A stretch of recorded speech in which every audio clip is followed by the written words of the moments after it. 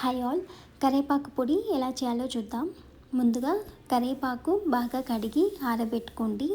అంత టైం లేదు అనిపిస్తే ఇలా బాండీలో వేసి కొంచెంసేపు రోస్ట్ చేసుకోండి, వాటర్ అంతా డ్రై అయ్యేంత వరకు. ఎక్కువ రోస్ట్ చేయకండి, ఫ్లేవర్ వెళ్ళిపోతుంది. ఇలా రోస్ట్ అయ్యాక వేరే ప్లేట్లోకి ట్రాన్స్ఫర్ చేసుకోండి.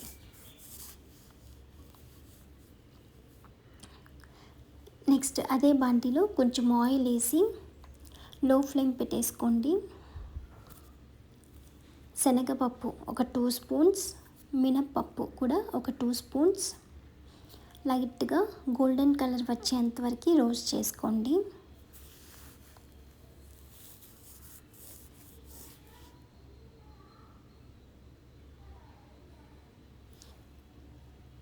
నెక్స్ట్ ధనియాలు కూడా 2 స్పూన్స్, కొంచెం జీలకర్ర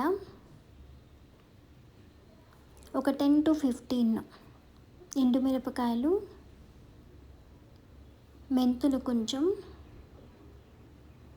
అప్పుడప్పుడు కలుపుకుంటూ ఉండండి. కరివేపాకు,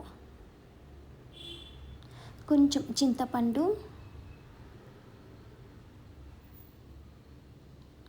ఎక్కువ రోస్ట్ కాకుండా చూసుకోండి. ఇంగువ కొంచెం, సాల్ట్ తగినంత, కొంచెం పసుపు, తెల్లగడ్డలు ఒలిచి పెట్టుకోండి. నెక్స్ట్ అంతా చల్లారాక మిక్సీ జార్లో గ్రైండ్ చేసుకోండి. నెక్స్ట్ తెల్లగడ్డలు లాస్ట్లో వేసి లైట్గా గ్రైండ్ చేసుకోండి. టేస్ట్ చూసుకోండి, ఉప్పు కావాలంటే మళ్ళీ వేసుకోవచ్చు. టేస్ట్ చాలా బాగుందండి. అంతా ఒక ప్లేట్లోకి ట్రాన్స్ఫర్ చేసుకుని బాగా చల్లారాక ఒక బాక్స్లో వేసి టైట్గా మూత వేసి పెట్టేసుకోండి. Thank you for viewing my video. Please like and subscribe.